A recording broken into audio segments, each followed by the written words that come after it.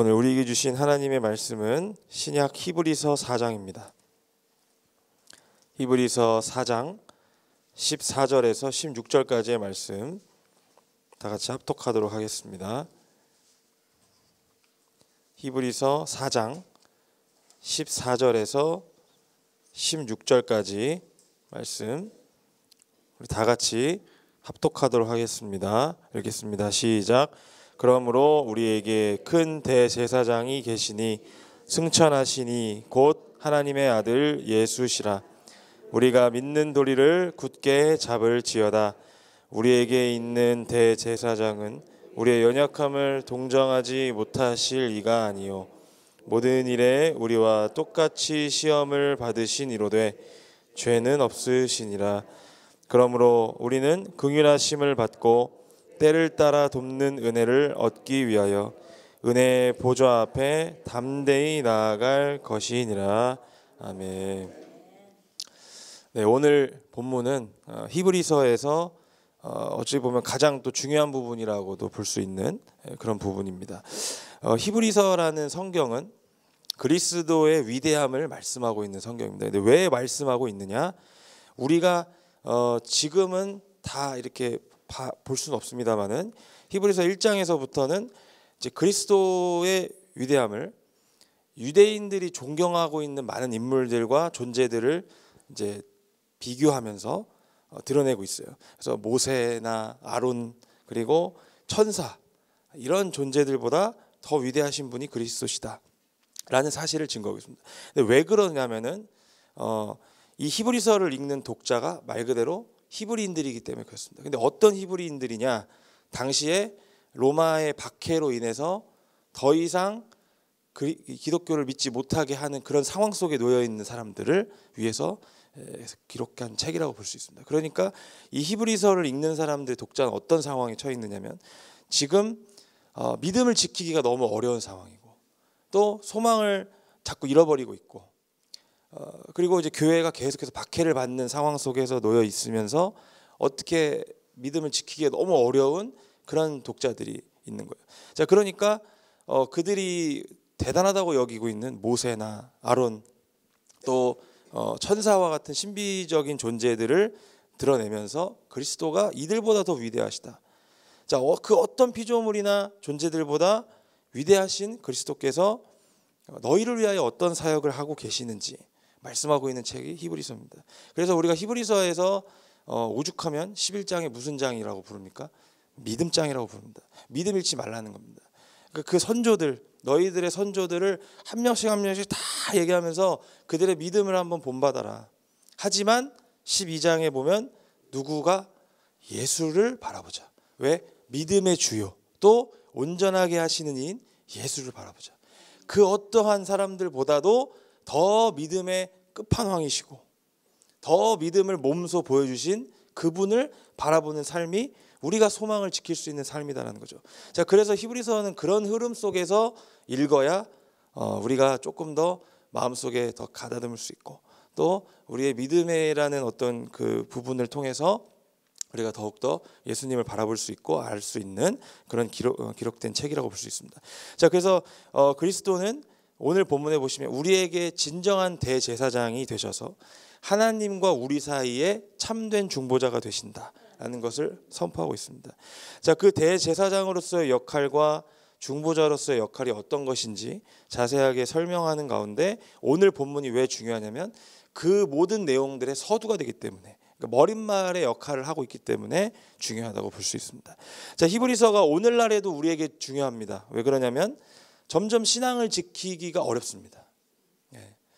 많은 것들이 도전을 하고 있고요. 또 많은 사람들과 많은 이단들이 도전하고 있는 이런 세상 속에서 우리가 살아가고 있어요. 그래서 참된 권면을 해주고 있는 책이 히브리서라고 볼 수 있어요. 자, 믿음을 잃어가고 있고요. 소망을 놓쳐가고 있는 이 그리스도인들한테 이 세상 속에서 다시 한번 우리가 믿는 예수 그리스도가 어떤 분인지를 알려주고 있는 책이 히브리서이기 때문에 오늘날에도 우리가 읽으면 참 좋은 책이라고 볼 수 있어요. 자, 오늘 본문 14절 말씀을 다 같이 한번 읽어보도록 하겠습니다. 시작. 그러므로 우리에게 큰 대제사장이 계시니 승천하시니 곧 하나님의 아들 예수시라. 우리가 믿는 도리를 굳게 잡을지어다. 아멘. 자, 오늘 본문에서 설명하고 있는 예수님은 어떤 분으로 설명하고 있습니까? 큰 대제사장으로 설명하고 있어요. 자, 여기서 굳이 큰 대제사장이라고 하는 이유는 뭐냐면, 우리가 앞에서 내용을 보시면 아론보다도 위대하시다고 이제 그런 설명하는 부분이 있는데, 아론은 어떤 사람입니까? 하나님이 구별해서 세운 대제사장입니다. 그래서 아론의 자손들이 계속해서 대제사장의 역할을 하고 있지 않습니까? 그런데 이 대제사장도 인간이기 때문에 자신의 죄를 대속할 수는 없어요.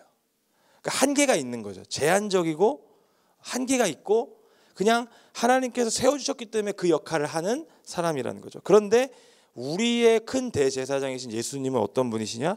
인간의 죄를 대속하신 분이시고 또 하나님 보좌 우편에서 지금도 성도들을 위해서 중보하고 계시는 분이시라는 것을 알 수 있다는 거예요. 그러니까 아론하고는 비교가 되지 않는다는 거죠.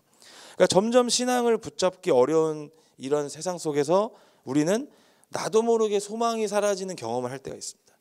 내가 지금 신앙을 붙잡는다고 해서 뭐 달라지는 게 있는가? 주님 진짜 다시 오시는 것인가? 점점 나도 모르게 이 소망이 사라지는 그런 경험을 할 때가 있어요. 그럴 때마다 우리는 이 말씀을 붙잡고 기억해야 됩니다. 우리에게 큰 대제사장이 계시는데 그분은 누구시냐? 승천하시니 곧 하나님의 아들 예수시라는 거죠. 그러니까 우리가 믿고 있는 그분이 어떤 분이냐? 지금도 나를 위해서 중보하고 계시다. 이 세상 속에서 믿음 붙잡고 살아가기 힘드니까 지금도 여전히 살아계신 분이시고 승천하셔서 지금도 나를 위해 중보하고 계시는 그분이시다라는 것을 우리에게 말씀하고 있다는 거죠. 따라서 우리가 할 일은 무엇이냐? 믿는 도리를 굳게 잡는 것입니다. 네. 여기서 믿는 도리라는 것은 무엇이냐? 우리에게 구원을 계시하고 계시는 하나님의 진리의 말씀을 의미하는 것이죠. 성경입니다. 성경. 성경을 붙잡는 거예요. 어떻게? 굳게 잡으라는 거예요. 그냥 단순히 꽉 잡으라는 의미가 아니라 집요하게 달라붙으라는 의미가 담겨져 있습니다. 이 성경 말씀 외에는 우리에게 구원을 가르쳐준 계시한 일이 없습니다. 그래서 우리가 자꾸 이 세상 속에서 힘든 이유가 뭐냐면 이 성경 외에 다른 것들을 의지하려고 하기 때문에 그렇다는 거죠.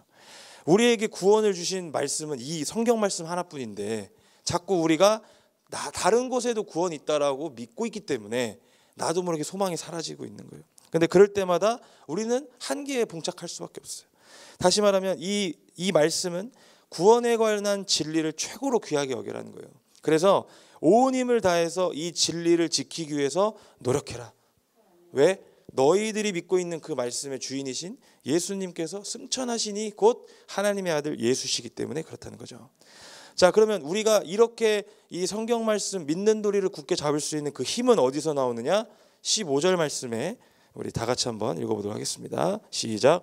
우리에게 있는 대제사장은 우리의 연약함을 동정하지 못하실 이가 아니요 모든 일에 우리와 똑같이 시험을 받으신 이로되 죄는 없으시니라. 아멘.